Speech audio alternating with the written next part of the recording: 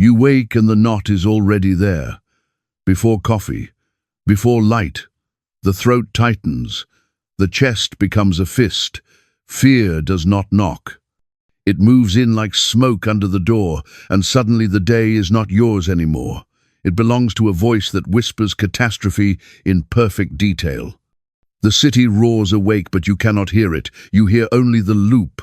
What if? What if? What if? The mind becomes a courtroom where you are always guilty. The body a battlefield where calm lost the war. And nothing you try works. Not distraction, not logic, not the advice that sounds reasonable until 3 in the morning when reason abandons its post. Here is what nobody tells you. Fear is not the enemy. Resistance to fear is. The war you wage against your own panic is what drains you. Buddhism knew this 25 centuries ago. And today, in this moment, you will hear what actually works when fear takes over.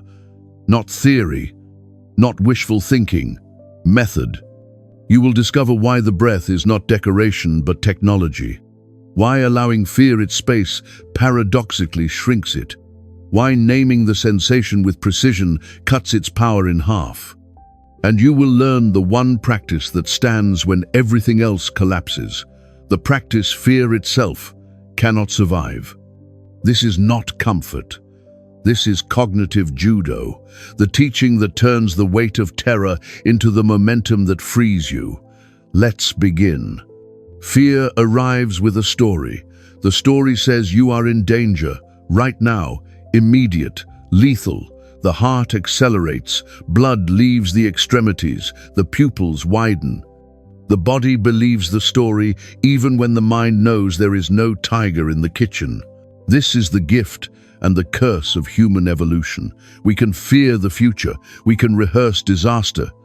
We can turn a harmless email into a courtroom verdict, a silence into abandonment, a medical test into a funeral. The body does not distinguish. It responds to the narrative as if it were happening now. Buddhism calls this the second arrow. The first arrow is the event, the real stimulus. The second arrow is the story, the catastrophe you build in your mind. The first wound, the second multiplies it.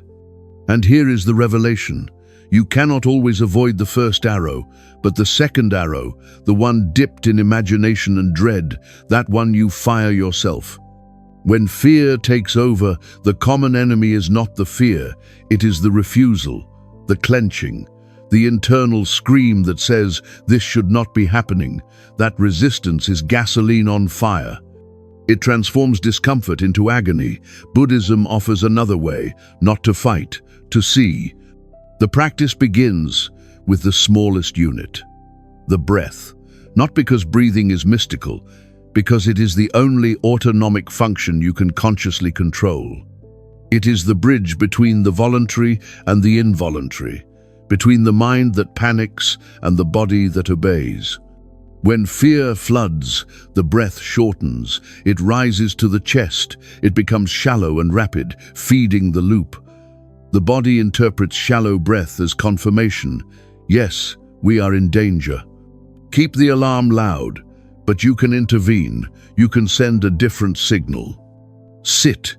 If you cannot sit, stand. If you cannot stand, lie down. Place one hand on your chest, one on your belly. Breathe into the lower hand. Make the belly rise. This is diaphragmatic breathing. It activates the parasympathetic nervous system, the rest and digest mode. It tells the body the tiger is not here. Inhale slowly through the nose for a count of 4. Hold gently for a count of 4. Exhale through the mouth for a count of 6.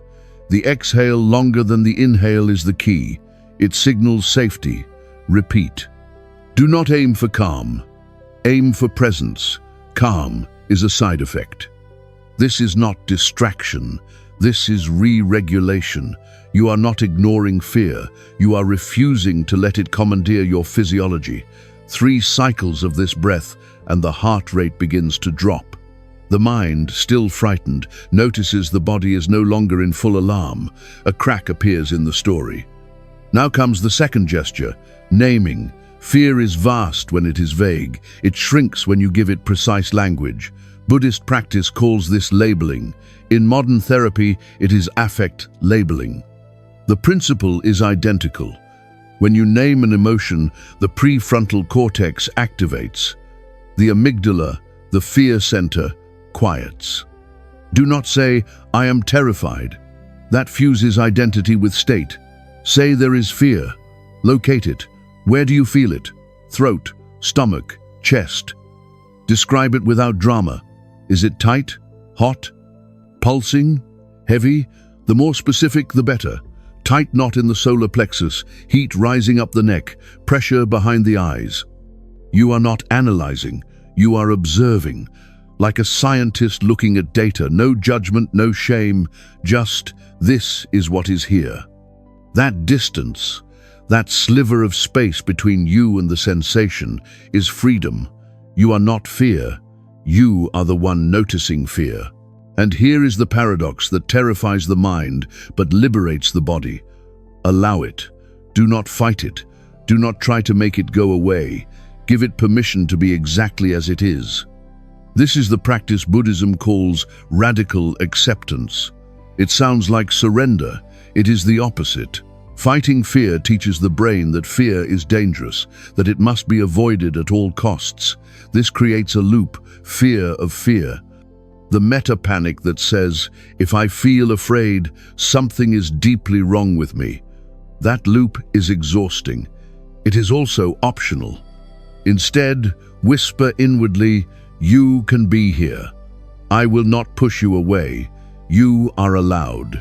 This is not indulgence. This is strategy. When you stop resisting, the fuel runs out.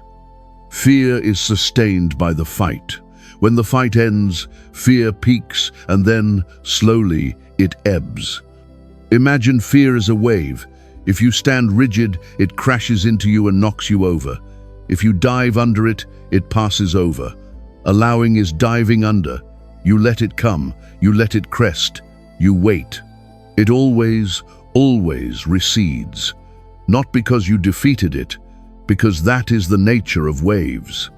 This does not mean you sit passively while harm unfolds.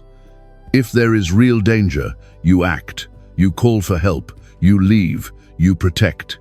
But most of the time, modern fear is not about real danger. It is about imagined futures. And imagined futures cannot be fought in the present. They can only be seen for what they are. Thoughts, stories, smoke. Now the third layer, inquiry. Once the breath has steadied and the sensation has been named and allowed, you ask questions, not to solve, to illuminate. What is this fear protecting? What does it believe will happen if it stops shouting? Fear is not cruel. It is clumsy. It wants to keep you safe. It just does not know the difference between a tiger and an email, so it treats everything like a tiger. When you ask it gently, "What are you afraid will happen?" it answers, "I am afraid of rejection. I am afraid of failure. I am afraid of being alone. I am afraid I am not enough." These answers are not verdicts. They are information. And once named, they lose their hypnotic grip. You can respond. You can say, "I hear you." And also, "I am here. I am not rejecting you." You can be afraid and still act. Fear does not need to be absent for you to move forward. Buddhism teaches this through the concept of non-identification. You are not your thoughts. You are not your emotions. You are not even your fear. You are the awareness in which all of these arise. That awareness is vast. It is the sky. Fear is weather. Weather changes. Sky remains. To access that awareness, even for a moment, is to remember you are larger than any single storm. And that remembering, that return to the witnessing presence, is the one thing that works when fear takes over, because fear cannot survive being witnessed without judgment. It thrives in darkness, in avoidance, in the refusal to look.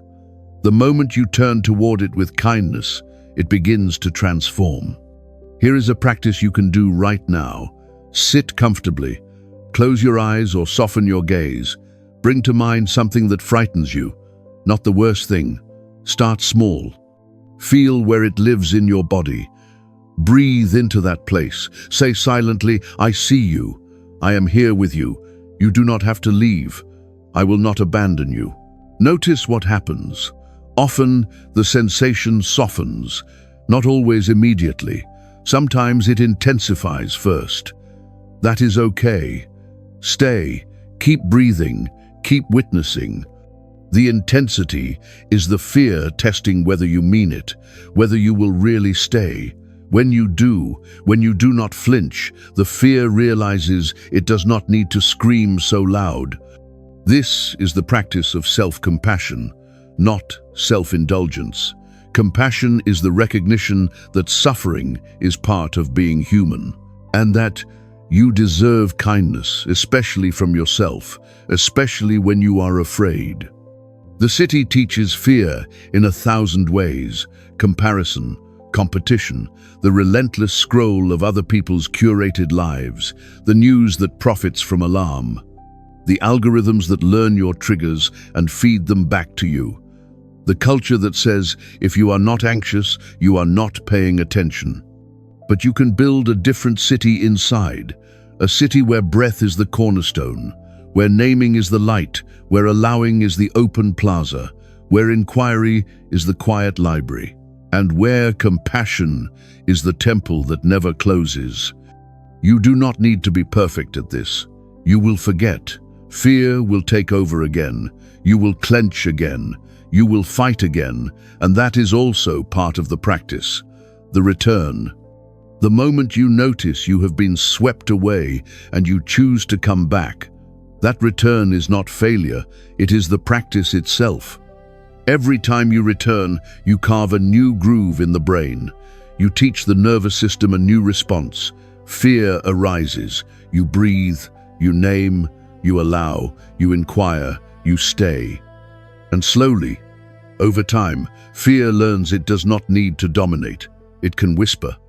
And you learn you can hear the whisper without obeying it.